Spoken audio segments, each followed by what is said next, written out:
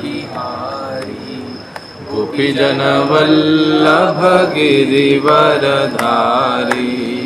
यशोदानंदन भज जनरंजन यशोदानंदन भज जनरंजन ओ यशोदानंदन भज जनरंजन यशोदानंदन भज जनरंजन यमुना तीरवनचारी यमुना ओ यमुना तीरवनचारी यमुना तीरवनचारी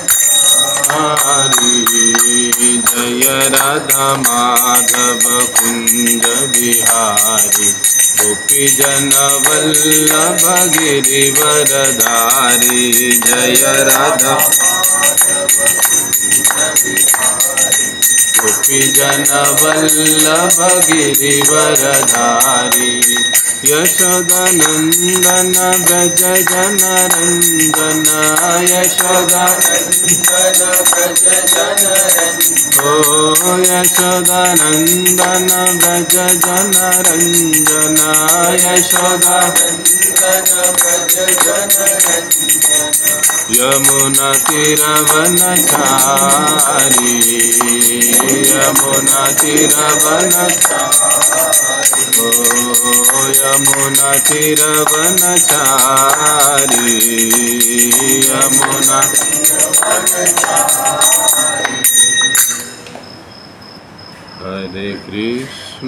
हरे कृष्ण कृष्ण कृष्ण हरे हरे हरे राम राम राम हरे हरे हरे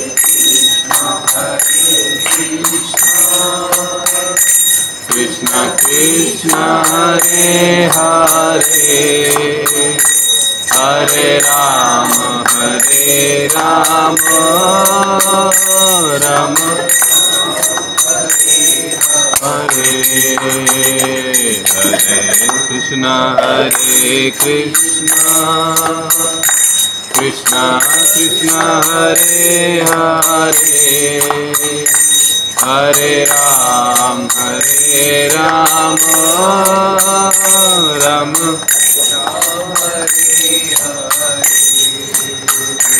हरे कृष्ण जब मैं गा रहा हूँ तब आपको सुनना चाहिए और बाद में आपको गाना चाहिए। ये कीर्तन का पद्धति होता है। हरे कृष्ण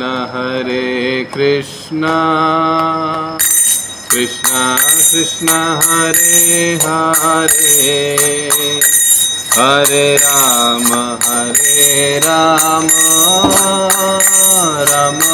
राम हरे हरे हरे कृष्ण कृष्ण हरे हरे हरे राम राम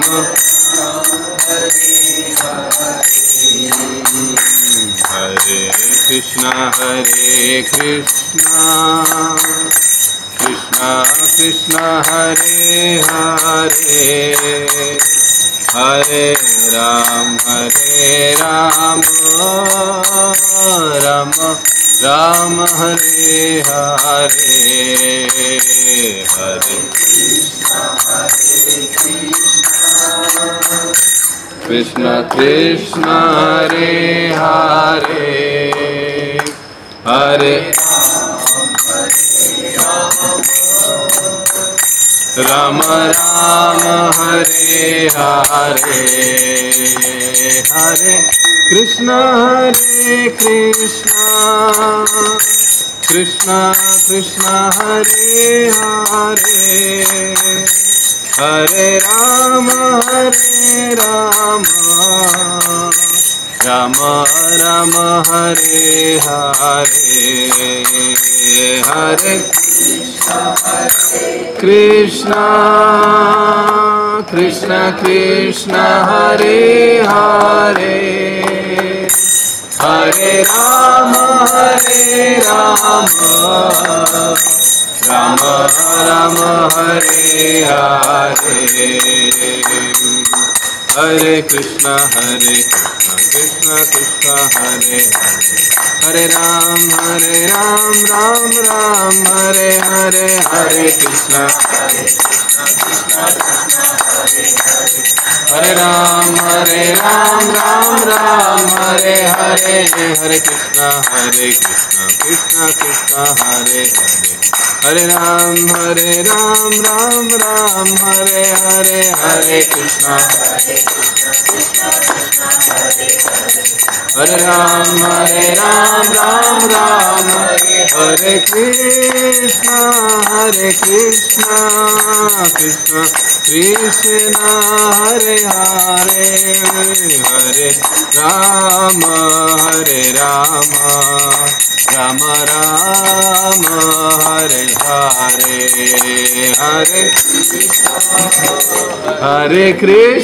हरे कृष्णा इसलिए सुनना जरूरी है। हरे हरे हरे राम राम राम हरे हरे हरे कृष्णा कृष्णा कृष्णा हरे हरे हरे राम राम राम हरे हरे हरे कृष्णा हरे राम राम राम हरे हरे हरे कृष्णा कृष्णा कृष्णा हरे हरे हरे राम राम राम हरे हरे हरे कृष्णा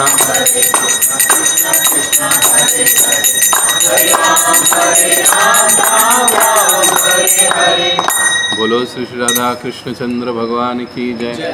श्री श्री निताई गौर सुंदर भगवान की जय। श्री श्री सीताराम लक्ष्मण भक्त हनुमान की जय। जगत गुरु श्रील प्रभुपाद की जय।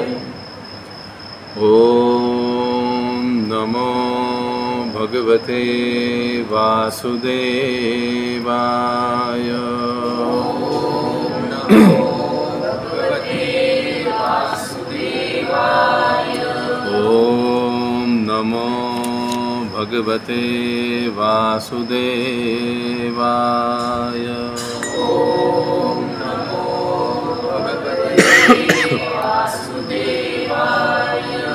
ओम नमो भगवते वासुदेवाय।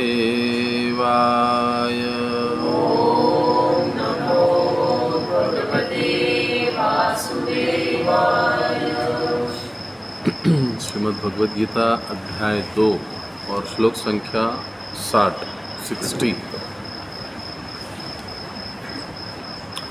मिल गया सबको? सभी दोहराएंगे। यततो ह्यपि कौन्तेय पुरुषस्य विपश्चितः इंद्रियाणि प्रमाथीनि हरन्ति प्रसभं मनः। यततो ह्यपि कौन्तेय पुरुषस्य विपश्चितः इंद्रियाणि प्रमाथीनि हरन्ति प्रसभं मनः। यततो ह्यपि कौन्तेय पुरुषस्य विपश्चितः इंद्रियाणि प्रमाथीनि हरन्ति प्रसभं मनः। अब कौन दोहराएगा? यततो ह्यपि कौन्तेय पुरुषस्य विपश्चितः इंद्रियाणि प्रमाथीनि हरन्ति प्रसभं मनः यततो ह्यपि कौन्तेय पुरुषस्य विपश्चितः इंद्रियाणि प्रमाथीनि हरन्ति प्रसभं मनः यततो ह्यपि कौन्तेय पुरुषस्य विपश्चितः इंद्रियाणि प्रमाथीनि हरन्ति प्रसभं मनः। नेक्स्ट।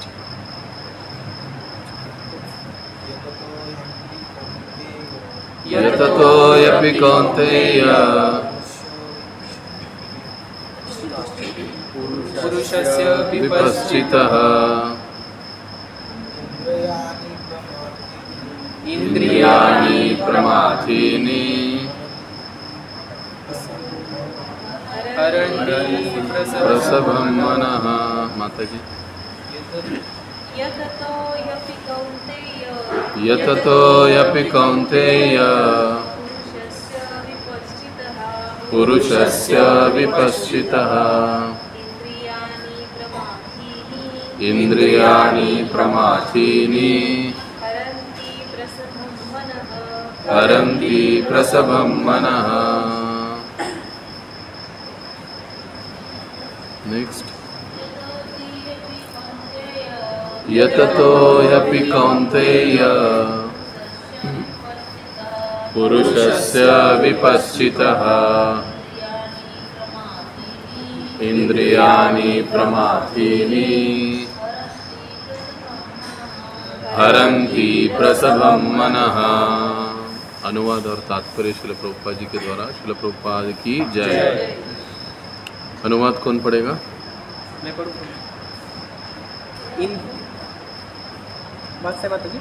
अनुवाद ट्रान्सलेशन। इंद्रिय इतकी प्रबळ आणि उच्चखळ आहेत की हे अर्जुना, इंद्रियांना ताब्यात ठेवण्यात प्रयत्न करणाऱ्या विवेकी पुरुषाच्या मनाला सुद्धा ती बळजबरीने ओढून नेतात। हे अर्जुन, इंद्रियां इतनी प्रबल तथा वेगवान है कि वे उस विवेकी पुरुष के मन को भी बलपूर्वक हर लेती है जो उन्हें वश में करने का प्रयत्न करता है। अभी पिछले 3-4 श्लोकों से हमारा विषय क्या चल रहा है? अर्जुन ने प्रश्न पूछा था कि जो स्थितप्रज्ञ व्यक्ति है या जो भक्त है वो कैसे रहता है, कैसे बोलता है, कैसे खाता है, कैसे उठता है, उसके लक्षण क्या है, वो अर्जुन ने पूछे हैं और उसका उत्तर अभी भगवान दे रहे हैं। पिछले श्लोक में, उसके पिछले श्लोक में और इस श्लोक में भगवान जैसे पिछले श्लोक का विषय था कि व्यक्ति इंद्रिय भोग से मुक्त हो जाएगा, यानी रोक लेगा उसको, लेकिन मन से उसकी इंद्रिय भोग की इच्छा जाती नहीं। उसी विषय को भगवान ने ये 60 नंबर के श्लोक में कंटिन्यू किया है। क्यों ऐसे होता है, इसका कारण भगवान बता। तो बोले जैसे हमने फैन का उदाहरण देखा था पिछले बार, बंद कर दिया है, उसका इलेक्ट्रिक सप्लाई तो अभी बंद है लेकिन फिर भी उसको स्पीड चालू है उसका, कुछ समय के बाद वो बंद होगा। अभी भगवान क्या बता रहे हैं, पिछले श्लोक में बताया कि देखो भले ही व्यक्ति इंद्रिय भोग से निवृत्त हो जाएगा, कहेगा मुझे नहीं खाना है, मुझे नहीं पीना है, या मुझे यहाँ पर नहीं जाना है, अपने आप को रोक लेगा, लेकिन मन से, हमने पिछली बार उदाहरण देखा था, रास्ते से चल रहे, बढ़िया गार्डन वड़ा पाव के पास से जा रहे, सोच रहे काश बेवजह ही मैं ये हरे कृष्णा वालों के पीछे लग गया और फिर ये विचार मन में आता है, मतलब क्या, हम खा नहीं रहे उसको, वो प्याज लहसुन आदि जो बातें हम लोग खा नहीं रहे, लेकिन मन से उसको पाने की इच्छा अभी तक गई नहीं, उसको खाने की इच्छा अभी तक गई नहीं। तो भगवान समझा रहे कि ऐसा क्यों होता है, इसका कारण क्या है। तो उसका कारण अब इस 60 नंबर के श्लोक में भगवान क्या कि यद्यपि यततो ह्यपि कौन्तेय, कि हरे कौन्तेय, यद्यपि इंद्रिय भोग को रोक लिया गया है, लेकिन ये इंद्रियां इतनी वेगवान और प्रबल होती है कि मनुष्य के मन को हर लेती है। और पिछली बार हमने इसके लिए विश्वामित्र मुनि का उदाहरण चर्चा किया कि उन्होंने अपने आप को ब्रह्मचर्य बनाए रखने की पूरी व्यवस्था की, लेकिन जैसे ही मेनका आ गई वो फिसल गई। कहने का मतलब क्या है, जो 60 नंबर के श्लोक में भगवान बताते हैं कि इंद्रियां इतनी प्रबल और ताकतवान होती है कि वो बलपूर्वक मन को हर लेती है। जो व्यक्ति इंद्रियों को वश में करने का प्रयास कर रहा है, ऐसे व्यक्ति के मन को भी इंद्रियां हर लेती है। ये विषय इस श्लोक का है। अभी तात्पर्य में प्रभुपाद जी क्या बता रहे हैं, हम एक बार उसको पढ़ेंगे। कौन पढ़ेगा अभी तात्पर्य? एक पैराग्राफ पढ़ेंगे फिर रुकेंगे।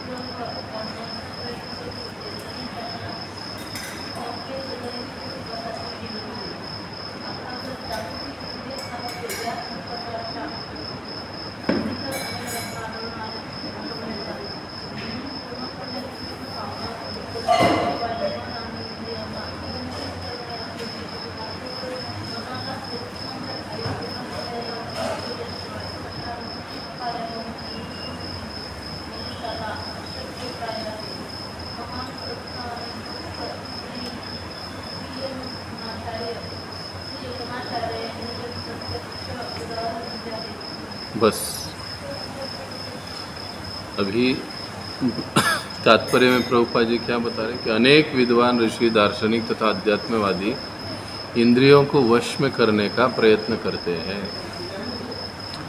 आप किसी भी मार्ग में चले जाओ, आध्यात्मिक जीवन की पहली सीढ़ी क्या होती है? अपने इंद्रियों को वश में करना, मन को वश में करना। ये आध्यात्मिक जीवन की पहली सीढ़ी होती है। अगर कोई कहे कि भाई आपको इंद्रियों को वश में करने की ज़रूरत नहीं है, लेकिन फिर भी आप भगवान की प्राप्ति कर सकते हो, आपको आत्म साक्षात्कार हो सकता है, तो समझ लेना चाहिए वो हमको बना रहा है। क्योंकि हर संत, हर आचार्य, हर ऋषि मुनि ने इस बात को बताया है कि आध्यात्मिक जीवन में प्रगति करना है तो उसका पहला काम है उस साधक का कि वो अपने इंद्रियों को नियंत्रण में रखे। लेकिन कैसे होता है प्रभुपाद जी? किंतु उनमें से बड़ा भी कभी कभी दार्शनिक विचलित मन के कारण इंद्रिय भोग का लक्ष्य बन जाता है। अगर उसका मन नियंत्रण में नहीं है तो वो गिर जाता है, इंद्रिय भोग के कारण उसका अधपतन हो जाता है। जैसे विश्वामित्र मुनि का उदाहरण दिया है। पिछली बार हमने एक दूसरे मुनि, शौबरी मुनि का उदाहरण देखा था, पानी के अंदर वाला। तो ऐसे हम देखते हैं कि मन और इंद्रियां नियंत्रण में न होने के कारण या कृत्रिम रूप से उनको जब नियंत्रण करने का प्रयास किया जाता है तो कुछ समय के लिए वो रुकते हैं। लेकिन फिर हमने उदाहरण क्या देखा था? जैसे स्प्रिंग होती है, जैसे ही फोर्स कम हो जाएगा वो स्प्रिंग उतने डबल स्पीड से उछल के ऊपर आएगी, व्यक्ति उतने ही स्पीड से नीचे गिरेगा। इसलिए क्या बताया जा रहा है कि अतः पूर्णतया कृष्ण भावना भावित हुए बिना मन तथा इंद्रियों को वश में कर सकना अत्यंत कठिन है। व्यक्ति जब तक अपने आप को कृष्ण भावना भावित नहीं करता, भगवान की भक्ति में, भगवान कृष्ण की भक्ति में या विष्णु की भक्ति में अपने आप को नहीं जोड़ता, तब तक उसका मन और इंद्रिय नियंत्रण में नहीं आ सकते। ये देखो महाभारत में एक उदाहरण, पांडु को एक ऋषि का शाप मिला था। क्या शाप मिला था? क्योंकि उसने क्या कहा, उसने क्या किया था, पांडु ने गलती से उससे तीर लग गया था। एक साधु और एक मतलब एक ऋषि और उसकी पत्नी जब वो संग कर रहे थे उसी समय उनको तीर लग गया। वो तीर उन्होंने निशाना पकड़ा था एक हिरन पर, लेकिन वो हिरन भाग गया और वो तीर उन दोनों को लग गया। जैसे ही आवाज़ आई पांडु दौड़ते दौड़ते पास में गए तो देखा कि अरे ये तो ऋषि है, बहुत बड़ा मुझसे अपराध हो गया, माफ़ी मांगा। लेकिन ऋषि ने श्राप दिया, क्योंकि तुमने ऐसी अवस्था में तुम्हारे कारण हम लोग मर रहे हैं, तुम जब भी अपने पति पत्नी के पास जाओगे तो तुमको भी मृत्यु प्राप्त होगी। पांडु बहुत डर गया। उसके बाद पांडु कभी हस्तिनापुर में रुकता ही नहीं था। वो निरंतर भ्रमण के लिए, शिकार के लिए, युद्ध के लिए बाहर रहते थे। उसका कारण ये था। और राजपाट सारा अपना जो अंधा भाई था धृतराष्ट्र, उसको कहा कि आप देखते रहो, मैं बाहर संभाल। और जब कुंती का विवाह हुआ, उसके बाद माद्री को विवाह करके लेकर आए युद्ध में, लेकिन वो राजमहल नहीं रहते। तो इसका कारण जब पूछा गया उनको, तो फिर उन्होंने ये सारी घटना बताई। तो कहे कि अब मैं इससे अधिक नहीं भाग सकता हूँ, अच्छा है मैं वन में जाकर अकेला रहता हूँ, मैं तपस्या करूँगा, क्योंकि मेरे कारण आप लोगों का भी प्राण संकट में आ सकता है। तो जब ये कुंती ने और माद्री ने भी ये सारी बातें सुनी तो कहे नहीं, हम लोग साथ में जाएंगे, आप अकेले क्यों? हम लोग अलग कुटी में रहेंगे, आप अलग कुटिया में रहो, लेकिन हम तो आपके साथ ही आएंगे, क्योंकि हम लोग आपकी पत्नी है। जैसे स्थिति में, हालत में आप रहोगे वैसे हम लोग रहेंगे। बहुत मना करने के बाद भी कुंती और माद्री पांडु के साथ वन में चले गए। अभी पांडु महाराज ये अच्छे से जानते थे कि मेरे लिए ये सबसे गलत बात है और ऋषि का शाप कभी खाली नहीं जाएगा। वो इस बात को अच्छे से जानते थे। देखो अभी इस उदाहरण से या कथा से हम लोग समझ क्या रहे हैं, ये ज़रूरी है समझना कि अपने संकल्प के बल पर या अपने प्रयत्नों के बल पर हम लोग कभी भी इंद्रिय भोग से मुक्त नहीं हो सकते। चाहे हम लोग कितना भी प्रयास करें, हमारे पास विवेक कितना भी क्यों ना हो, निश्चय कितना भी क्यों ना। पांडु ने पूरी तरह से व्रत लिया था कि मैं किसी तरह से भी न कुंती के पास जाऊंगा न माद्री के पास जाऊंगा। वो दिन भर अलग ही अपने तपस्या में, ध्यान में लीन रहते और इनके पास आते ही नहीं ज़्यादातर। जाते भी तो बस प्रसाद लेने के लिए जाते और फिर निकल जाते। लेकिन एक दिन ऐसा आया कि उन्होंने, जहाँ पर वो तपस्या कर रहे थे, उन्होंने माद्री को स्नान करते हुए देखा। अपनी पत्नी थी। अब उनको पता है कि ये गलत है, फिर भी वो चले गए। तो देखो जो तात्पर्य में हमको जो समझाया जा रहा है, या भगवान जो कहते हैं कि प्रमाथीनि हरंती प्रसभम ममः, जो व्यक्ति अपने इंद्रियों को नियंत्रण करने का प्रयास कर रहा है, ऐसे व्यक्ति को भी ये इंद्रियां, ये मन उसको बलपूर्वक खींच लेता है इंद्रिय भोगों की ओर। और फिर हम देखते हैं कि आगे पांडु का मृत्यु हो जाता है, लेकिन माद्री बच जाती है। तब माद्री कहती क्योंकि मेरे कारण ऐसे हुआ है, जबकि मुझे पता था कि महाराज यहीं पर है, तो मुझे यहाँ पर आना ही नहीं चाहिए था, लेकिन फिर भी मैं यहाँ पर आई। तो वो उनके साथ ही सती चली जाती है और बाद में कुंती बचती है। ये कथा हमको क्या सिखाती है कि पांडु जैसे इतना विश्व विजयी व्यक्ति भी कितना भी अपने बलबूते पर निश्चय कर ले, लेकिन वो अपनी इंद्रियों को नियंत्रण में नहीं रख सकता।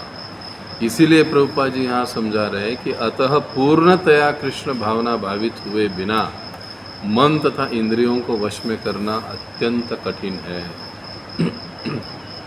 अब शिव जी का उदाहरण आता है। जब भगवान विष्णु ने मोहिनी का रूप लिया, शिव जी जानते थे ये विष्णु है, ये कोई स्त्री नहीं है, ये तो नारायण है, लेकिन इसके बाद भी उसके पीछे दौड़ पड़े, मोहिनी के पीछे। इससे समझते क्या, कथा बहुत बड़ी है कि हम अपने बल पर कितने भी विवेकी हो, कितने ही निश्चयवान हो, कितना ही हमने शास्त्र पढ़ा है, लेकिन फिर भी अगर हमारा मन, हमारी इंद्रियां कृष्ण भक्ति में संलग्न नहीं है, तो हम अपने मन और इंद्रियों को नियंत्रण में नहीं रख सकते। प्रभु जी प्रश्न, महादेव तो सबसे बड़े वैष्णव है ना, तो वो कृष्ण भावना भावित में आता है ना फिर? बिल्कुल।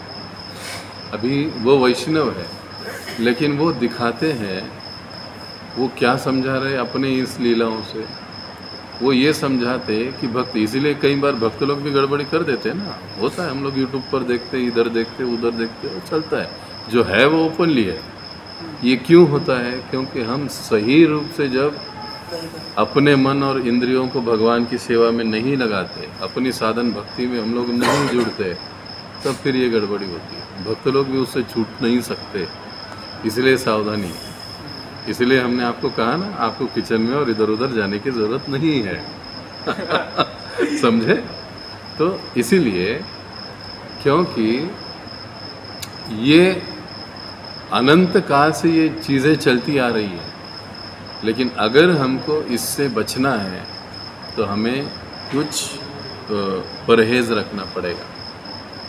तो शिव जी का उदाहरण, शिव जी भी ये समझाते कि देखो, मैं इतना बड़ा तपस्वी होने के बाद भी, वैष्णव है लेकिन वो भी विचलित हो सकता है। कौन विचलित नहीं होता? अब तीसरा उदाहरण देखिए, हमारे संप्रदाय में हरिदास ठाकुर। हरिदास ठाकुर वो इतने उच्च वैष्णव थे मुस्लिम परिवार से। चैतन्य महाप्रभु ने उनको दीक्षा दे दी, उनका नाम हरिदास ठाकुर हुआ। दिन में 3 लाख नाम जप करते थे, 22 घंटा जप, 2 घंटा अपने शरीर के लिए। ये हम लोग नहीं कर सकते, ये वो लोग ही कर सकते। ऐसे उनका स्थिति था। अब जब उन्होंने, गांव में उनकी ख्याति बहुत बढ़ गई, तो कुछ लोग थे कि जो उनसे द्वेष कर रहे थे। उन्होंने एक गलत चरित्र वाली स्त्री को उनके पास भेज दिया, कि तुम जाओ, इसको पागल बनाओ, और जैसे तुम पास में जाओगी ये तुमसे बात करेगा, मैं तुरंत गांव वालों को लेकर यहाँ पे आऊँगा और बताऊँगा देखो ये कितना बदमाश है। ऐसे से उसका पूरा इमेज खराब हो जाएगा, उनका इज्जत चली जाएगी और लोग उनको नकार देंगे। तो जब वो स्त्री वहाँ पर आई, रात के समय में तकरीबन वो आई, तब हरिदास ठाकुर जप कर रहे थे। वो जप कर रहे थे तो वो आकर बैठी हरिदास ठाकुर के पास, और जब हरिदास ठाकुर को पता चला कि अरे कोई आकर बैठा है, तो वो स्त्री कहने लगी कि देखो साधु महाराज, मैं आपसे कुछ बात करना चाहती हूँ, मेरा बहुत महत्वपूर्ण काम है आपके पास। तो उन्होंने कहा क्या है ना, मैं 1 कोटि नाम जप का संकल्प ले चुका हूँ, मेरा जप अभी तक पूरा नहीं हुआ। जैसे ही मेरा जप पूरा होगा मैं आपकी इच्छा पूरी कर दूँगा। पुनः अपने जप में लग गए। वो बेचारी बैठी रही, 1 बज गए, 2 बज गए, 3 बज गए, 4 बज गए, 5 बज गए। अब सूरज उगने का समय हो गया, फिर वो निकल गई। अरे कोई देखेगा तो उल्टा मुझे चिल्लाएगा, क्योंकि तुम यहाँ पर क्यों बैठे हो साधु के पास, क्योंकि मेरा तो चरित्र ही ठीक नहीं है। वो बेचारी डर के भाग गई। दूसरे दिन रात को फिर से उसको भेजा गया। वो फिर से जाकर उनके पास बैठी कुटिया, वो जब कर रहे, ये बैठी। कहते कि स्वामी जी कल तो आपने कहा था जैसे, वो कहे क्या करूं, मेरा अभी तक एक कुटी नाम जप ही पूरा नहीं हुआ। तुम एक काम करो, तुम यहाँ पर बैठो, जैसे ही मेरा जप पूरा होता है मैं तुम्हारी इच्छा पूरी कर दूँ। अपने जप में वापस लग गया। वो दिन भी चला गया, रात चली गई, सुबह हो गई, वो फिर से निकल गई। अब तीसरे दिन आ गई। तीसरे दिन हरिदास ठाकुर कहे चिंता मत करना, आज मेरा जप पूरा हो जाएगा और तुम्हारी इच्छा भी पूरी हो जाए।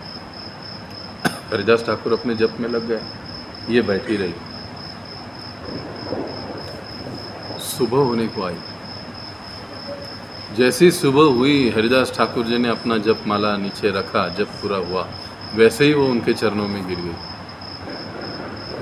कि महाराज मुझे माफ़ करना, मैं तो आपके बदनाम करने के आपको इरादे से मैं यहाँ पर आई थी। मेरा इरादा अच्छा नहीं था, मेरी सोच आपके प्रति अच्छी नहीं थी, मैं तो बहुत अलग उद्देश्य से आपके पास आई थी। हरिदास ठाकुर कहने लगे जब पहले दिन आप आए तभी मुझे पता था ये सारी चीज़, लेकिन मैंने जानबूझकर आपको यहाँ पर बिठाया ताकि तुम हरिनाम सुन सको। और अच्छा, तुम वहाँ पर बैठी हूँ, मैं यहाँ पर, और बीच में कौन है? तुलसी महारानी। तो तुलसी के सानिध्य में बैठकर तुमने भी मेरा जप सुना है और कुछ समय के बाद तुम भी हरे कृष्णा करने लगी और वो परिवर्तित हो गई। माफ़ी मांग ली उसने और उसने सब गांव वालों के सामने सच बताया था, किसने भेजा, क्या हुआ, कैसे हुआ। तो कहे मैं अब क्या करूं? तो कहे ये जपमाला ले लो और यहीं जप करते बैठो। आज भी अगर हम मायापुर में जाएंगे तो उनका समाधि हमको दिखता है, आज भी उस स्त्री का समाधि। वो आगे चलकर बहुत बड़ी वैष्णवी भक्त बन गई। अपना सारा जो भी गलत काम था उसने छोड़ दिया, दिन रात वो वहीं बैठकर जप करती थी। आज भी उसी स्थान पर, उसी जगह हरिदास ठाकुर जी की कुटिया के सामने ही उनकी समाधि है आज। ये अभी देखो 2-3 उदाहरण हमने देखे, शबरी मुनि देखे, विश्वामित्र देखे, हाँ उसके बाद अब ये तीसरा उदाहरण हमने देखा। अब क्या फ़र्क है इन दोनों में और इस हरिदास ठाकुर जी में? मार्ग की भिन्नता है। एक ध्यान योगी है, एक ज्ञान योगी है, तो एक भक्ति योगी। इसलिए प्रभुपाद जी क्या समझा रहे? अब यही एक उदाहरण नहीं, अब तुकाराम महाराज जी के जीवन में भी ऐसी घटना हुई। एक स्त्री जब उनके पास आई कि मेरे गर्भ में जो बच्चा है वो इस तुकाराम का है, हालांकि था किसी और का। पूरे समाज के सामने उन्होंने उनको बदनाम करने की कोशिश की। तुकाराम महाराज जी ने अपनी शक्ति का उपयोग किया, वो बच्चे से ही बुलवाया कि तेरा बाप कौन है बता दे, गर्भ से। ये तो तुकाराम गाथा की कथा है। देखो अलग अलग उदाहरण है। इसलिए भक्ति की श्रेष्ठता ये हमेशा रही। इसलिए हम गीता में देखते, देखिए हर अध्याय के अंतिम 4-5 श्लोक में भगवान डायरेक्टली इनडायरेक्टली भक्ति योग की बात करते हैं। ज्ञान योग भी होगा तो भी अंतिमता वो भक्ति योग पर ही आते। कर्म योग भी होगा जिसकी चर्चा भगवान करते हैं, लेकिन अंतिम में भक्ति योग की बात करते हैं 4-5 श्लोक में। आप देखिए ये सारे अष्टांग योग है, ध्यान योग है, कर्म योग है, बुद्धि योग, इसको खोलिए और उसके अंतिम 4-5 श्लोक आप सिर्फ देखिए, रेफर कीजिए उसको, तो आपको पता चलेगा अरे नाम तो इसका कर्म योग है, लेकिन बात तो अंतिमता भगवान घुमा फिरा कर अर्जुन को वहीं पर ला रहे हैं। मन मना भव मद्भक्तो मध्याजी माम नमस्कुरु माम वैश्यसी सत्यम ते प्रतिजाने प्रियोसी में। महत्वपूर्ण क्या है? मन, अपना मन मुझ में लगा, मुझे नमस्कार करो, मेरा पूजन करो, यही बात भगवान समझा रहे। उसी को प्रभुपाद जी तात्पर्य में कह रहे हैं कि पूर्णतया कृष्ण भावना भावित हुए बिना मन तथा इंद्रियों को वश में कर सकना अत्यंत कठिन है। मन को कृष्ण में लगाए बिना मनुष्य ऐसे भौतिक कार्यों को बंद नहीं कर सकता। हम इंडिविजुअली कितना भी कोशिश करें, अपने बल पर अलग अलग मार्गों से कितना भी कोशिश कर ले, सफल नहीं होगा। लेकिन जब हम भक्ति के विधि को या कृष्ण भावना के विधि को हम लोग स्वीकारते हैं, अब वो विधि क्या है?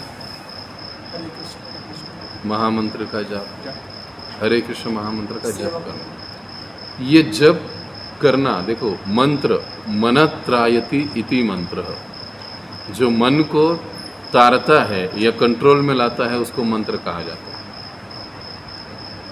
इसलिए हमारा जो 99.99% हमारा जो कृष्ण भक्ति में प्रोग्रेस है वो किस पर होता है? जप के ऊपर। वो जितना हम लोग अच्छे से करते हैं, जितना हम लोग ध्यानपूर्वक करते हैं, उतना हम लोग लॉन्ग टाइम अच्छे से भक्ति में बने रहते हैं भगवान के सेवा। वहाँ पर जितना गड़बड़ी होगा उतना फिर हमारे बिहेवियर में भी गड़बड़ी दिखाई देगी। ये सीधी सी बात। जैसे हमारी साधना रहेगी वैसे हमारा व्यवहार है। हम लोगों को कैसे पहचानते हैं, भक्तों को कैसे पहचानते हैं? कई सारे लोग हम लोगों को मिलते रहते हैं, कोई 1 साल से, कोई नया है, कोई 10 साल से, कोई 4 साल से। उनकी सेवा करने की पद्धति, उनकी बात करने की पद्धति और उनका बिहेवियर, उससे ही हमको पता चलता है कि आदमी कितना पानी में है। ये जो बोल रहा है वो सच भी है कि नहीं। हाँ प्रभु जी मिसोड़ा माड़ा जप करते हो, लेकिन जब वो सेवा करता है, जब वो बात करता है, जब वो बिहेव करता है, तो हम लोगों को ऑब्जर्व करना पड़ता है।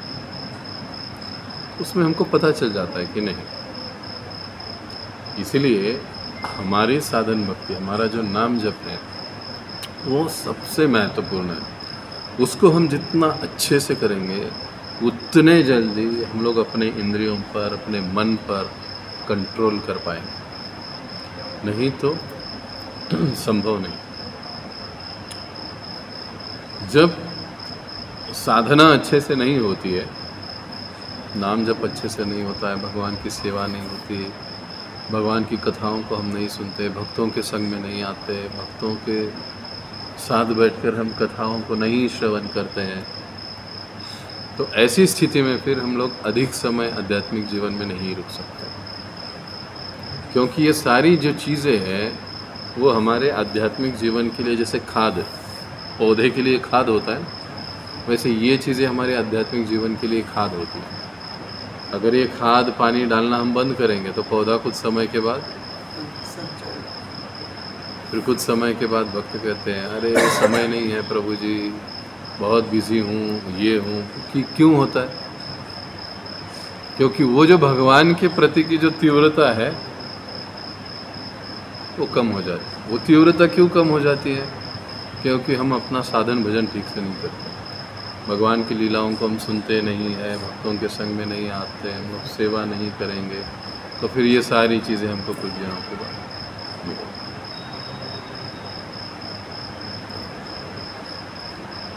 कोई चीज़, मूल्यवान चीज़ हमको पता ही नहीं होना एक अलग बात होती है। पता चलने के बाद और मिलने के बाद उसका खो जाना, ये दुर्भाग्य की बात। जैसे एक गांव में एक मछुआरा था, उनका गांव समुद्र के तट पर ही था। हर रोज़ वो रात के 2-2:30 बजे समुद्र पे जाता था, समुद्र में, और मछलियां पकड़ता था।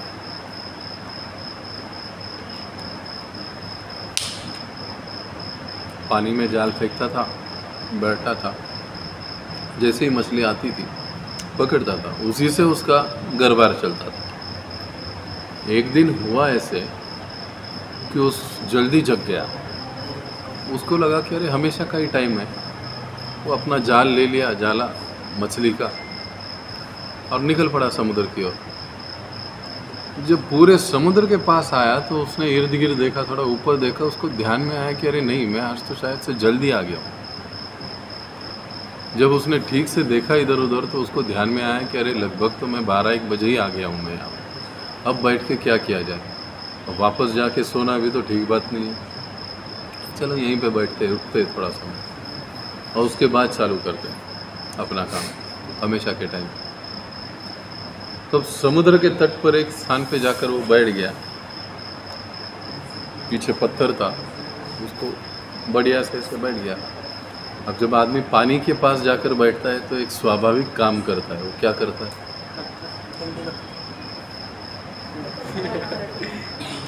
जब भी कोई भी आदमी पानी के पास जाकर बैठता है तो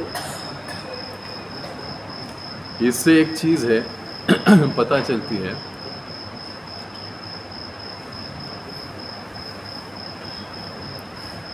कि शांत और अच्छी चीज को विचलित करने में मनुष्य को बड़ा मजा आता है।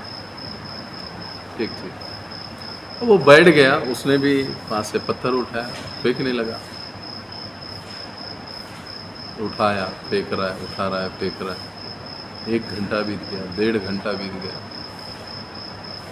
अब जब 2-2:30 बज गए तो थोड़ा सा चांद और खुलकर प्रकाशित हुआ, सारे तारे दिखने लगे, थोड़ा सा उजाला हो गया रात के समय। एक समय होता है रात में कि एक डार्कनेस काफ़ी होता है, जैसे जैसे 12, 1, 2, 3 बजता है वो डार्कनेस थोड़ा सा कम होने लगता है।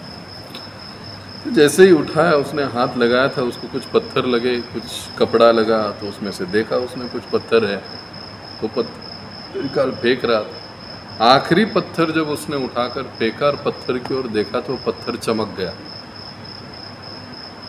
दौड़ते हुए उस समुद्र के पास गया, जैसे पत्थर वो पानी में जा रहा था तो उसने देखा वो पत्थर नहीं था, वो हीरा था। वापस दौड़ते हुए जहाँ बैठा था वहां पर आ गया तो पोता खाली पड़ा था, जिसमें से वो पत्थर ले लेके उसको लगा किसी ने रखा होगा पत्थर यहाँ पर, वो जगह पे कुछ था नहीं। आखिरी पत्थर उसने उठा के फेंका था। वो जोर जोर से माथा पीटने लगा कि अरे कितना बेवकूफ़ हूँ मैं, रात भर बैठकर इतने हीरे मैंने पानी में फेंके, पता नहीं। कई बार ऐसे होता है कि जो चीज़ हमारे हाथ में आती है उसका मूल्य हमको पता नहीं होता, हम लोग उसको कैजुअली यूज़ करते हैं। कई बार ऐसे होता है कि आध्यात्मिक जीवन किसी एक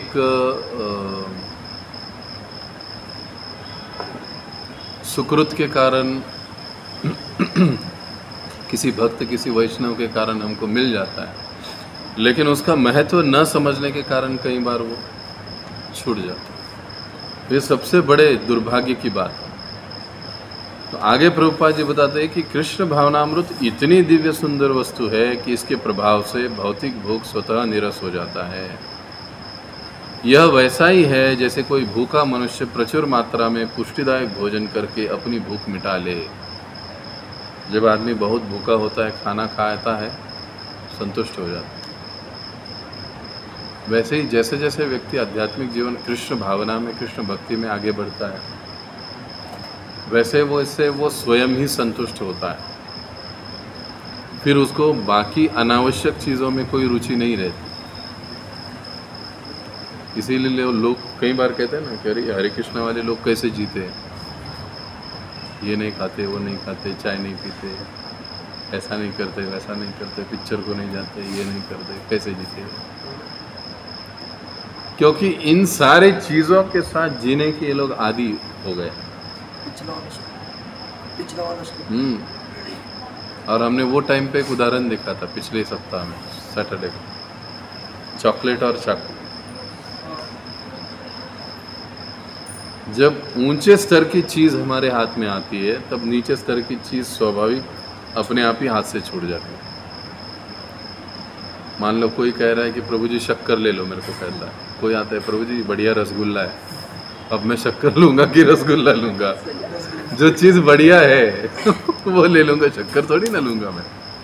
ठीक वैसे ही इन सारी चीज़ों के साथ हम लोग कृष्ण भावना में आते हैं, लेकिन हमारा काम क्या है? हमको आहिस्ता आहिस्ता आगे बढ़ने की कोशिश करना चाहिए, अपने नाम जप को बढ़ाना चाहिए, अपनी सेवा को बढ़ाना चाहिए, ग्रंथों के अध्ययन को बढ़ाना चाहिए।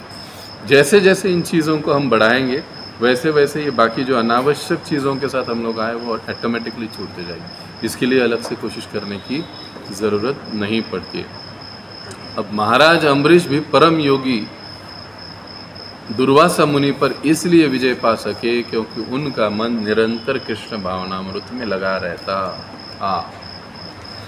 अम्बरीश महाराज और दुर्वासा मुनि, दुर्वासा मुनि हम जानते सबसे ज़्यादा गुस्सा करने वाले, कुछ भी हो गया है तो एकदम होलसेल में श्राप दे देते थे किसी को, एकदम मतलब ऐसे कि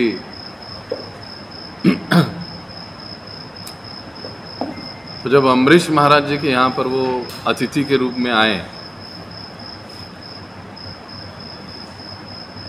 तो उस समय द्वादशी का दिन था और एकादशी पारण का समय चल रहा था। तो उन्होंने कहा कि राजन, मैं स्नानादि कर्म करके तुरंत आता हूँ, मुझे भोजन ग्रहण करना है। तो अम्बरीश महाराज ने देखा कि अरे ये तो दुर्वासा मुनि है, प्रणाम किया, कहे ठीक है हम लोग साथ में ही भोजन करेंगे। अब दुर्वासा मुनि गए, वहीं पर गए, स्नान वगैरह किया, पारण का समय खत्म हो रहा है, लेकिन दुर्वासा मुनि नहीं आया। अब एक क्षण बच गया पारण का समय के लिए, क्योंकि अतिथि के पहले तो यजमान भोजन नहीं कर सकता।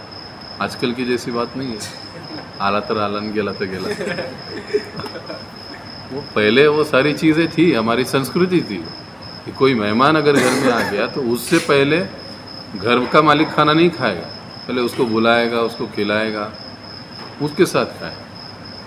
तो अब महाराज जो अम्बरीश थे उनको बड़ा संकट वाली बात हुई। खुर्ची खुर्ची खुर्ची हॉलमध्ये खुर्ची असेल पहा। तो अब अम्बरीश महाराज उनको बड़ा ही कठिन काम हुआ कि अभी क्या किया जाए। पारण के समय में, वो टाइम में तो एकादशी को ब्रेक करना ज़रूरी है। तो उन्होंने क्या किया, उन्होंने अन्न वगैरह कुछ नहीं खाया, उन्होंने सीधा चरणामृत उठाया और चरणामृत प्राशन कर लिया। अब मज़े की बात हो गई कि दुर्वासा को किसी ने बताया कि अम्बरीश महाराज जी ने तुम्हारे पहले खाना खा लिया। लोग ऐसे ही होते, चील उड़ गई तो कहते भैंस उड़ी, चील नहीं उड़ी। किसी ने कहा कि अम्बरीश महाराज जी ने खाना खा लिया, वो तुरंत आ गए, राजन तुम अतिथि का आदर करना भूल गए वगैरह वगैरह, बहुत सुनाया उनको। तो अम्बरीश महाराज बेचारे चुपचाप खड़े थे, सुन रहे थे। अब चरणामृत प्राशन करना, इसका मतलब एकादशी ब्रेक न करने के बराबर ही है। जो व्यक्ति निर्जल एकादशी करता है वो चरणामृत लेकर एकादशी ब्रेक कर सकता है, उसका हो जाता है। तो अभी चरणामृत अपवाद है, वो लिया भी और नहीं भी लिया ऐसी बात हो गई, एकादशी छोड़ा भी और नहीं छोड़ा ऐसी दोनों बात हो गई। तो लेकिन दुर्वासा मुनि बड़े क्रोधित, गुस्सा हो गए कि तुमने मेरे पहले कैसे लिया। अम्बरीश महाराज जी ने उनको समझाने की कोशिश की कि देखो पारण समय था और मैंने चरणामृत ले लिया, मुझसे बड़ी गलती हो गई। अब अम्बरीश महाराज भी ये नहीं कह रहे थे कि कैसे मैं बराबर हूँ और तुम गलत हो, ये कह रहे कि हाँ महात्मा मुझसे गलती हो गई, मैंने चरणामृत आपसे पहले ले लिया जो कि मुझे नहीं लेना चाहिए था, लेकिन मुझे एकादशी भी ब्रेक करना था, नहीं तो एकादशी का फल नहीं मिलेगा। वो समय में ही एकादशी ब्रेक करनी है। लेकिन दुर्वासा मुनि ने कुछ आगे न पीछे देखा और उनको श्राप दे डाला।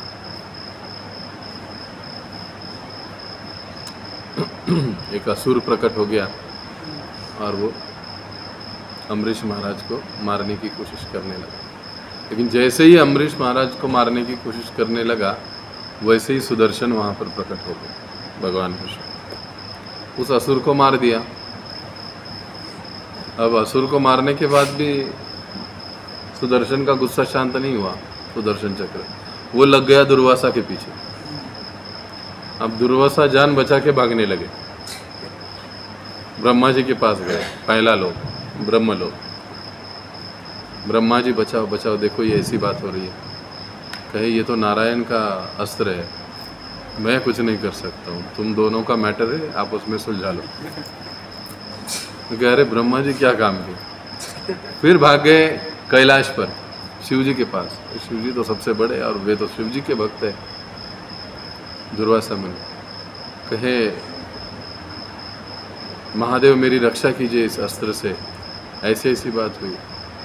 तो कहने लगे कि देखो ये तो नारायण का अस्त्र है और मैं खुद भी नारायण का सेवक हूँ, तो मैं अपने मालिक की अवज्ञा नहीं कर सकता। जो कुछ भी है वो आप लोग देख लो।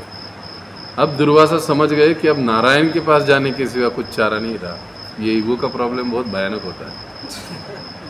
अब जिसके साथ, जिसके भक्त के साथ झगड़ा किया, अब उसी मालिक के पास वापस जाना है। अब जैसे तैसे गए वो, क्योंकि अभी जान बचानी थी कि नारायण। मेरी रक्षा कीजिए। नारायण कहने लगे मैं भी कुछ नहीं कर सकता हूँ। तो कहे हाँ, ये तो आपका ही अस्त्र है, आप कैसे कुछ नहीं कर सकते। मैं मेरे भक्तों के अधीन रहता हूँ, और क्योंकि तुमने मेरे परम भक्त अम्बरीश महाराज का अपराध किया है, वो अगर तुमको माफ कर देते हैं तो ये चक्र अपने आप शांत होकर वापस लौट आएगा। दूसरा कोई रास्ता नहीं। अब तो और ईगो का प्रॉब्लम हो गया। जिसके साथ झगड़ा किया उसी के पास जाकर माफी मांगना। ये चीज़ें, इन लीलाओं से सीखने जैसी बहुत सी चीज़ें और बातें होती हैं। अब दुर्वासा मुनि वापस आ गए अम्बरीश महाराज के पास। अब देखो, अब ये दुर्वासा मुनि ने जो असुर लाया था, बुलाया था, उसको मारा, दुर्वासा मुनि भाग गए। अब ये नहीं हुआ कि अम्बरीश महाराज कहने लगे अच्छा हुआ गया, अब मैं आराम से खाना खा लेता हूँ, प्रसाद पा लेता हूँ। वो उसी स्थान पर हाथ जोड़कर खड़े रहे कि मेरा अतिथि घर आया, प्रसाद नहीं लिया, ऐसे ऐसे सारी चीज़ें हो गई। वो तो बेचारे घूम रहे, फिर मैं कैसे प्रसाद ले सकता हूँ। अभी जब हम ब्रह्मलोक जाते हैं तो युग बीत जाता है, डिस्टेंस। कैलाश जाते कितना समय बीता होगा, वो सब वापस आ गए इनके पास। तब तक अम्बरीश महाराज वैसे ही रुके। अब अम्बरीश महाराज के सामने जब दुर्वासा मुनि आए तो कहने लगे महाराज मुझे क्षमा कर दीजिए, मुझसे बहुत बड़ी गलती हो गई। तो अम्बरीश महाराज कहने लगे नहीं नहीं प्रभु, आपसे गलती नहीं हुई, गलती सब मुझसे हुई। मैं अगर चरणामृत नहीं प्राशन करता तो ये सारी घटना होती ही नहीं, तो मैं सबसे बड़ा दोषी हूँ। तब दुर्वासा मुनि को समझ में आता है कि अरे ये वाकई में भगवान के भक्त कैसे होते हैं। हालांकि मैंने इतना असुर भेजा, इतना श्राप दिया, इतनी भली बुरी बात कही इनको, लेकिन इनको अभी तक गुस्सा आया ही नहीं, ये नाराज़ है ही नहीं मुझसे। उल्टा वो कह रहे कि मेरे कारण ही ये सब हुआ, आप मुझे माफ़ कर दो। तो कहते कि कृपा करके आप मुझे क्षमा कीजिए, तभी ये सुदर्शन मेरा पीछा छोड़ेगा। तो अम्बरीश महाराज कहते हैं मैंने आपको गुनाहगार माना ही नहीं है, तो क्षमा करने का सवाल ही पैदा नहीं होता है। और मैं आपको गुनाहगार कैसे मान सकता हूँ? आप तो मुझसे वरिष्ठ है, साधु है, ऋषि है, आपके प्रति मैं ऐसे सोच ही नहीं सकता हूँ। तो कहे मेरा आपके प्रति, आपका मेरे प्रति कोई अपराध नहीं है, ना ही तो मैं आपके प्रति कोई नाराज़ हूँ। जैसे ही सुदर्शन इस बातों को सुनता है वो चला जाता, दुर्वासा मुनि बच जाता। वहाँ पे दुर्वासा मुनि बच गए, इसके लिए पांडवों तक द्वापर युग में तक आ गए। ये घटना द्वापर युग की नहीं, ये सतयुग की घटना है। उसके बाद द्वापर युग में भी हम दुर्वासा मुनि का जिक्र देखते, कृष्ण लीला पांडवों के साथ। कहने का तात्पर्य है कि अम्बरीश महाराज जी इतने विनीत और इतने नम्र रहे क्योंकि वो भगवान के भक्त थे। प्रश्न है, ये घटना हुई फिर भी दुर्वासा मुनि का गुस्सा शांत क्यों नहीं हुआ? क्योंकि द्वापर युग में जब द्रौपदी के पास ये नहीं रहते, मतलब अन्न, तो तब उनको गुस्सा आता ही है। नहीं, वो आए ही नहीं वहाँ पर। आए थे ना, मतलब, लेकिन वो ये चिल्लाने स्नान करने के लिए चले गए। लेकिन फिर भगवान ने क्या किया, भगवान आ गए, आधे चावल के दाने से खा लिया। खाने के बाद भगवान का पेट भर गया, सब उनके सारे 60,000 शिष्य और उनका भी पेट भर गया। अच्छा, तो वहीं से भाग गए, वो आए ही नहीं। वो घर में वापस खाना खाने के लिए आए ही नहीं, वो वहीं से भाग गए। वही अभी यहीं पर पेट भर गया तो युधिष्ठिर के पास जाकर इतना खाना परोसेंगे, खाएंगे नहीं, तो ये तो यजमान का अपमान होगा, ये भी गलत है। तो कहे अच्छा है कि हम जाएंगे, तो वो गए ही नहीं वहाँ। अब दुर्वासा मुनि का क्रोध क्यों शांत नहीं हुआ? वो हो भी नहीं सकता, क्योंकि दुर्वासा मुनि भक्त है ही नहीं। वो कौन से मार्गी है? ध्यान मार्गी, शैव उपासक है वो, और वो ध्यान मार्ग पर अधिक जोर देने वाले। मन जब तक, इसीलिए वही तो बात भगवान कहे ना कि जो जब तक, प्रभुपाद जी तात्पर्य मतलब, जब तक व्यक्ति अपने मन को कृष्ण में नहीं लगाता है तब तक नहीं हो सकता काम, क्रोध, लोभ, मद, मोह, मत्सर, ये 6 के 6 षड्रिपुओं को हमारे चैनल पर एक लेक्चर है। इन 6 चीज़ों पर हमें 6 अनर्थों पर कैसे विजय प्राप्त करें, उसको आप सुनिए। ये 6 चीज़ों को यदि हमको कंट्रोल में लाना है तो फिर अपने मन को हमें कृष्ण भक्ति में लगाना पड़ेगा। यही इस श्लोक के तात्पर्य से हम लोग समझते हैं। अब किसी कोई प्रश्न है तो पूछ सकते।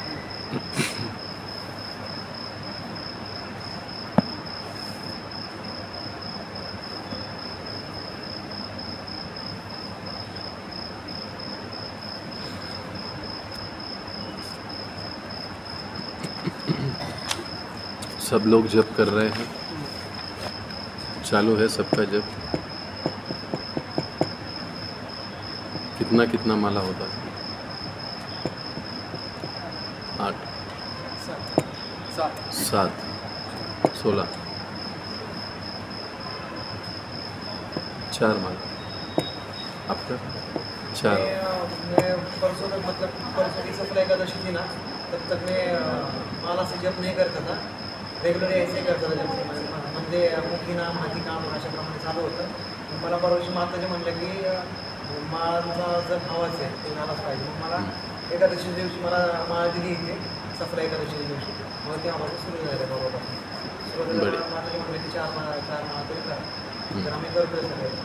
पण मी माझा प्रश्न असा होता की माळ करत बसण्यापेक्षा आपण जर मानसिक नाही का सतत मनात आहे चालू,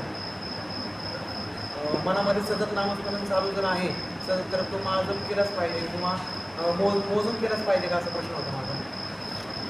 मोजलाच पाहिजे का किंवा माळाची संख्या झालीच पाहिजे का? प्रश्न छान आहे। म्हणजे न मोजता जर सतत होत राहतोय तर काय हरकत आहे, हा माझा प्रश्न। आता तुम्हाला एक कथा सांगतो मी। 56 मिनटं झाली, अजून एक 7 मिनटं लागतील।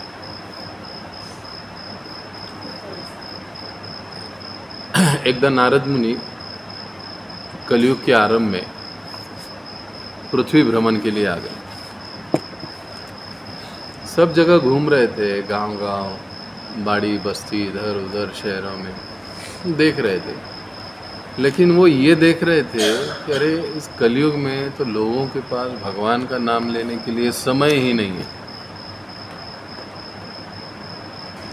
कोई भगवान का नाम ही नहीं लेता है। अगर किसी को बोलो भी नाम लेने के लिए तो कहता है मेरे पास समय नहीं, मेरे पास समय। ये हालत उन्होंने देखी कलयुग में, फिर ये लोगों का होगा कैसे, इनका उद्धार कैसे होगा, ये भगवान तक कैसे पहुंचेंगे।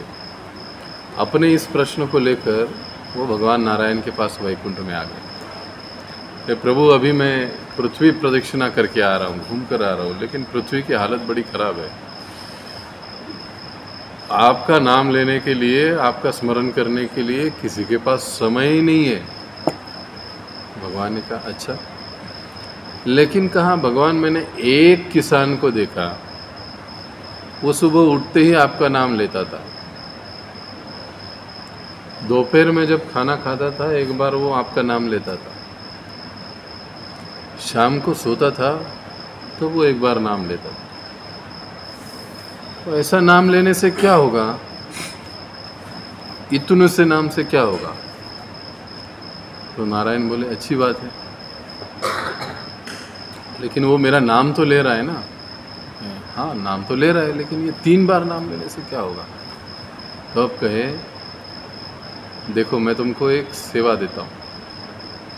क्या है, एक प्लेट में पानी ले लो, पूरी तरह से उसको भरना है। अब ये प्लेट हाथ में पकड़ना है और पूरे वैकुंठ की प्रदक्षिणा करके वापस आना है मेरे पास। लेकिन प्रदक्षिणा करते करते मेरा नाम जप भी करना है। उसी समय प्लेट में से एक बूंद भी नीचे नहीं गिरनी चाहिए। नारद मुनि बोले ठीक है, इसमें क्या बड़ी बात है।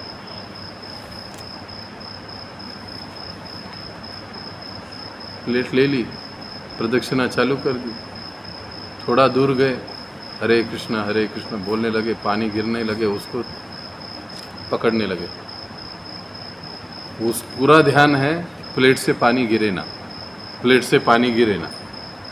पूरा प्रदक्षिणा करके वापस नारायण के सामने आ गए। भगवान ने पूछा, बोलो नारद मुनि कितनी बार मेरा नाम लिया? हे प्रभु, प्लेट से पानी नहीं गिरना चाहिए था, मेरा सारा ध्यान उसी के ऊपर था, आपका नाम लेना ही भूल गया।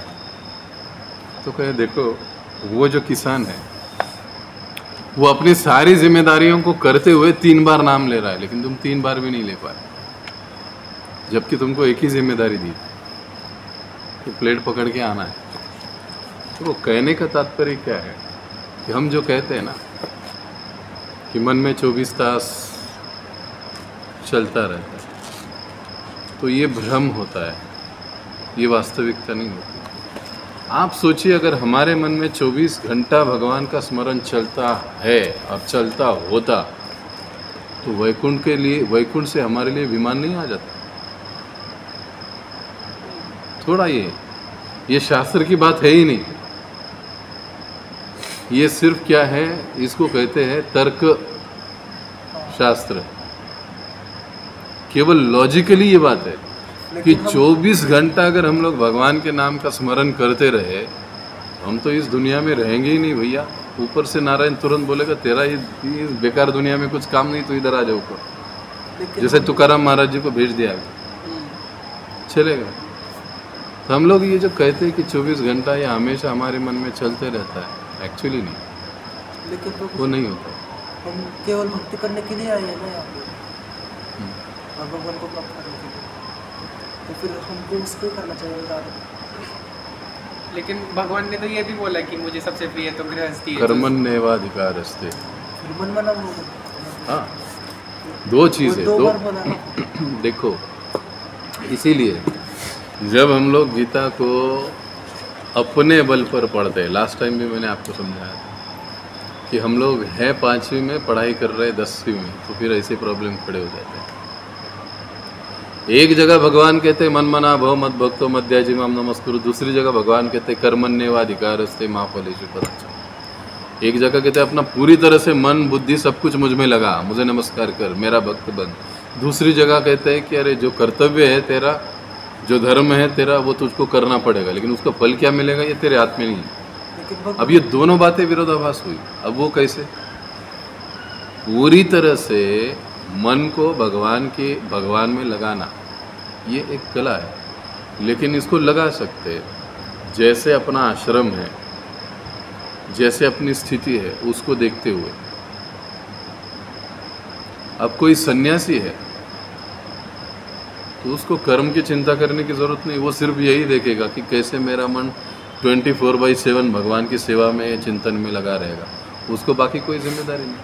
लेकिन एक हम जैसा गृहस्थ आदमी अगर ऐसा करने लगे तो फिर भगवान के पास जाने के लिए हमको देर लगेगा ना। क्यों लगेगा? तुकाराम महाराज जी को कहाँ देर लगा? उल्टा गृहस्थ लोग ज़्यादा जल्दी पहुँचते हैं ऐसे। वो भगवान के मतलब निरंतर उनके स्मरण में रहते थे, हम ऐसे नहीं रह सकते। अभी आप फिर कंफ्यूज हो रहे हो। देखो, तुकाराम महाराज जी गृहस्थ थे, इस बात को मानते हो? या ऐसे था कि उनकी पत्नी थी, वो उनके गृहस्थ आश्रम में थे, उनका दुकान था, वो दिवालिया हो गया, सब हो गया, वो तो बात की बात है। लेकिन वो बड़े हैं, हम ऐसे नहीं होते। अरे तो हमको वहाँ तक पहुँचना है ना भाई। फिर उसके लिए हमको तपस्या करनी पड़ेगी। हाँ, तो क्या करने पड़ेगा? अब ध्यान देके, हाँ, ध्यान देके करनी पड़ेगी। हाँ, तो वही तो कह रहे हैं हम। फिर वो बोल रहे कि हम वैसे मन से करेंगे सर। मतलब वो बोले ना, मन से हम जब करेंगे ऐसा। हाँ, तो मैं वही तो कह रहा हूँ आपको कि मन से जब हम लोग कहते हैं कि 24 घंटा मेरे मन में चलते रहता है, तो बात एक्चुअल नहीं रहती। आप सोचिए, अभी मैं आपको एक ट्रिक देता हूँ। हर 2 घंटे के बाद आप अपना अवलोकन कीजिए कि पिछले 2 घंटे में मैंने कितनी बार भगवान का नाम लिया। आप जो भी अपना काम करते हैं, देखो, अगर आदमी बैठा हुआ है एक जगह, उसको कोई जिम्मेदारी नहीं, काम नहीं है, हो सकता है उसके लिए संभव होगा, हो सकता है। उस केस में भी संभव नहीं होता, क्योंकि हम जब जप करने के लिए बैठते हैं तब भी हमारा मन नहीं बैठता है, ये शरीर बैठता है 7 फुट का, मन पूरा अमेरिका घूम के आता है। होता है ना। तो कहने का तात्पर्य क्या है कि संख्या पूर्वक जप इसलिए दिया गया है ताकि हमको नियमित रूप से उसका आदत लगे।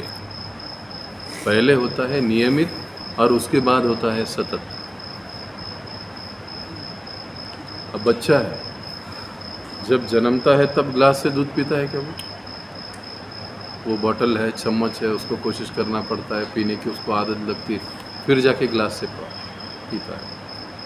ठीक वैसे ही हम जब नियमित भगवान की कथा को सुनेंगे, नियमित का मतलब क्या है कि कोई टाइम स्लॉट, निर्धारित समय, हर रोज़ नियमित मैं इस समय जप करता हूँ। इसलिए हम लोग इस्कॉन में देखते हैं ना, 4:30 बजे हर रोज़ सुबह आरती है, 5:30 बजे नाम जप का साधना का समय है, 8 बजे भागवतम है, शाम को 7 बजे गीता का पाठ है। ये क्यों दिया गया है? ये नियमित साधना है, इसलिए ताकि हम सतत साधना के स्तर पर पहुंच सके। जब ये नियमित हम लोग नियमित रूप से और अच्छे से करते हैं, तब फिर हम लोगों को 2 घंटा जप के लिए नहीं, फिर हम लोग 4 घंटा बैठेंगे तो भी हमको पता नहीं चलेगा। अभी कैसा होता है, मान लो 4 घंटे के लिए आधा घंटा लगता है हमको समय जप करने के लिए, लेकिन ऐसे लगता है ये आधा घंटा कब खत्म होगा, लगता है। क्यों? क्योंकि भगवान के नाम में वो रस नहीं है अभी हमारा। तो जब ये नियमित रूप से हम लोग करेंगे तब वो सतत का टेस्ट आएगा हमको। इसीलिए संख्या पूर्वक नाम जप महत्वपूर्ण है। तो जो आपने जैसे कहा कि हमारा शरीर बैठता है और मन भटकता है, तो होता ही है, मतलब वो जब पकड़ा जाता है या फिर नहीं, मतलब वो करना। किसी को गीता में भगवान 4थे अध्याय में क्या बताएंगे? यथो यथो निश्चलती, जहाँ जहाँ वो जाता है उसको खींच के वापस नाम। हाँ बराबर है, लेकिन अभी हमें जब तक चेतना मिलती है कि अरे हमारा मन भटक गया है, तब तक 4-5 महीने आगे चले गए, तो फिर वो माला इनकम्प्लीट हो गई। शुरुआत में ये चीज़ें होती है। इसका उपाय क्या होता है? जब हम जप साधना के लिए या मंत्र ध्यान साधना के लिए जब हम लोग बैठते हैं, तब हमारा जब इस तरह से होना चाहिए कि हम जो बोल रहे हैं वो हमको सुनाई दे, एक एक शब्द हम लोग गंभीरता से सुने, मोबाइल को 1 किलोमीटर दूर रखें, जो भी वॉइस डिस्टर्बेंस है आसपास में उसको जितना हो सके कंट्रोल करने की कोशिश करें। सुबह जितना अच्छा हो, सात्विक वातावरण में अगर हम लोग जप करते हैं, मंदिर में आकर जप करते हैं, तो हमारा जप उतना अच्छा होता है। घर में जब हम जप करते हैं तो कई बार सोने वालों को देखकर हमको भी लगता है यार मैं ही क्यों ये कर रहा हूँ। अच्छा है तो मैं भी सो। ये जो सारी चीज़ें हैं, इसीलिए हमने देखा ना, साधना के समय का एनवायरनमेंट भी बहुत महत्वपूर्ण रहता है। बाहरी चीज़ें और आंतरिक चीज़ें जब हम साधना करते तो दोनों उतनी महत्वपूर्ण होती है। इसलिए कई बार मैं कहते रहता हूँ ना कि जितना हो सके एटलीस्ट हफ्ते में 1 दिन 2 दिन मॉर्निंग में आकर यहाँ पर जप कीजिए। कोई हो न हो शांति, यहाँ का वातावरण वाइब्रेशन टोटली डिफरेंट है। आप यहाँ पर एक माला जप शांति से बैठकर करके देखो और घर में जप करो, आपको खुद को ही इसका डिफरेंस पता चलेगा, बताने की ज़रूरत ही नहीं है। तो जितना हो सके उतना हमको अच्छे वातावरण में जप करना चाहिए। और मन भागता है उसको वापस से खींच कर लाए। और दूसरा ट्रिक क्या है, मन को समझाए कि भैया कहाँ जाना है तेरे को, कॉलेज जाना है, एक आधा घंटा रुक ले, मैं तुझे लेकर चलता हूँ, तो मेरी ये 4 माला होने दे। ये मन को समझाने की बताने की बात है। अगर हम उनको दबाने की कोशिश करेंगे तो वो और ज़ोर से भागेगा, अरे नहीं ये 4 माला तो बाद में भी कर सकता है ना, लेकिन अभी जाना है। ये तो ध्यान साधना तुम दोपहर में भी कर सकते हो, उसमें क्या है। कहाँ प्रभु जी ने बताया हार्ड एंड फास्ट ब्रह्म मुहूर्त में ही होना चाहिए, वो तो रात में भी सोते सोते हो सकता है। ये सारे मन की चीज़ें चलती रहती है। साधक का प्राइमरी फेज जो होता है डेवलपमेंट का, वो ऐसे ही होता है। लेकिन यही वो समय होता है कि हमको अपने मन और इंद्रियों को खींचकर उस साधना के स्थान पर बिठाने का। अगर इस समय हम लोग नहीं करेंगे तो हम पूरे जीवन भर, हो सकता है हम लोग धोती कुर्ता पहनेंगे, तिलक पहनेंगे, लेकिन जब करने बैठेंगे लेकिन फिर भी जप नहीं करेंगे। ऐसे होता है, क्योंकि साधन और भजन ये ऐसी चीज़ है कि जो हमें अपने बल और बुद्धि के आधार पर हमको थोड़ा सा प्रयास करना पड़ेगा। अर्थात उसके लिए हम अपने गुरु से, प्रभुपाद जी से प्रार्थना कर सकते हैं। तीसरी ट्रिक बता रहा हूँ। साधन में या साधन जप में अपने मन बुद्धि को पूर्णतया लगाने का, एकाग्रता से ध्यान करने का, मंत्र जाप करने का जो एक सबसे पावरफुल पद्धति है वो ये है कि जपने से पहले, जप आरंभ करने से पहले हमको अपने गुरु, परम गुरु भगवान से प्रार्थना करनी चाहिए कि प्रभु आपका नाम लेने की क्षमता मुझे दीजिए। आपका नाम मैं ले रहा हूँ, आपके नाम में मुझे रुचि करवा दीजिए, मेरे मन को एक जगह बिठा दीजिए। ये जब हम प्रार्थना करते हैं, अब ये प्रार्थना जितनी तीव्रता से होगी भगवान उतनी तीव्रता से हमको मदद करेंगे। क्यों? परमात्मा कहाँ पर है? रिद्धेश अर्जुन तिष्ठति, गीता में भगवान कहते हैं कि मैं यहीं पर वास करता हूँ। जब हम उनसे प्रार्थना करते हैं, मन कहाँ पर है? इसी देह में है ना, तो ये डिस्टेंस बड़ा कम है। मन कहाँ पर है? अब आत्मा कहाँ पर है?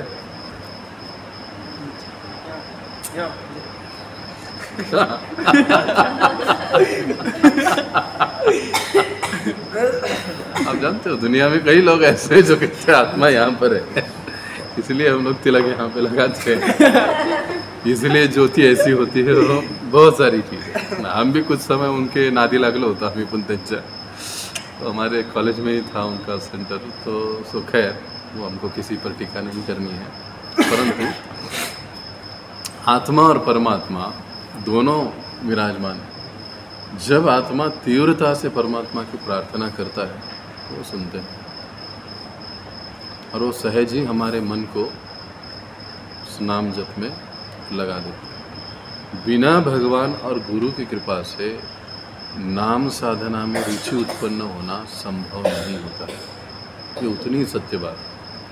इसीलिए जब हम लोग नाम जप करते हैं प्रारंभ में, तो हम लोग प्रभुपाद जी का प्रणिति बोलते हैं। क्यों बोलते हैं? क्योंकि प्रभुपाद जी सभी के शिक्षा गुरु है। इज़ नॉट दीक्षा गुरु, वो शिक्षा गुरु है, जिनकी वजह से हमको ये ज्ञान मिला, हरिनाम के बारे में सुनने को मिला, गीता के बारे में मिला। वो शिक्षा गुरु हमारे मार्गदर्शक है। तो कोई ना कोई शिक्षा गुरु के शरण में रहकर हम नाम जप करते हैं, हम लोग उनको प्रार्थना करते हैं और उसके बाद हम पंचतत्व मंत्र बोलते हैं, जय श्री कृष्ण चैतन्य। फिर ये जो मन भागता है इधर उधर ना, तो ये एक प्रकार से नाम के प्रति अपराध है, तो उस अपराध से क्षमा मिले इसके लिए वो मंत्र बोला जाता है प्रारंभ में, जय श्री कृष्ण चैतन्य। और जब ये बोलकर हम लोग नाम जब आरंभ करते हैं ऐसी प्रार्थना करके, तब आहिस्ता आहिस्ता हमारा जो मन है वो नाम साधना में एकाग्र होना आरंभ है। अब ये 1-2 दिन की बात नहीं है भाई। ऐसे कोई कहेगा कि मैं आज हळद पिलो आणि उद्या गोरच व्हायला पाहिजे, वो नहीं होगा, उसको समय लगेगा। 3 महीना, 4 महीना, 6 महीना। आप जितना सिंसियरली करोगे प्रेयर्स, जितना सिंसियरली आप बैठोगे, जितना सिंसियरली आप कोशिश करोगे, उतने जल्दी आपको रिजल्ट मिलेगा। और उसमें आप लोग जितना ये करोगे उतना आपको समय लगेगा। फिर जैसे कह रहे थे ना, भगवान के धाम में जाने के लिए समय लगेगा, तो बिल्कुल समय लगेगा। आप देखिए रास्ता दे दिया है, अब उस पर अगर हम लोग अच्छे से टिके रहे, चले रहे, तो हम लोग एक फटाक से निकल जाएंगे। लेकिन हम थोड़ा इधर देखेंगे, उधर देखेंगे, अरे वो का इतने बढ़िया से कर रहा है, वो तो थोड़ा ये भी कर रहा है, ये वो भी कर रहा है, तो हम भी थोड़ा सा कम स्पीड लेके चलेंगे, तो गड़बड़ हो सकती है, फिर समय लगेगा। इसलिए प्रभुपाद जी हमेशा उदाहरण देते थे गधे का और घोड़े का। झापड़ कुणाच्या डोळ्यावर लावलं जातं? उसको सिर्फ वही दिखाई देता है। रेस कोर्स में अगर आप जाना नहीं है देखोगे तो उसको उतना ही दिखाई देता है कि मुझे सामने वहाँ तक दौड़ना है। आसपास की चीज़ उसको क्यों ये लगाया जाता है उसको भटके नहीं। भटके नहीं। लेकिन दुर्भाग्य हमको तो ऐसे नहीं लगाया जा सकता। इसीलिए हम लोग कई बार भटक जाते हैं, पर हमारा निश्चय सबसे महत्वपूर्ण। तो इसी के लिए हम लोग ये साधना कार्ड लाए थे। लास्ट टाइम हमारा चर्चा हुआ था। जगत गुरु श्रील प्रभुपाद की जय।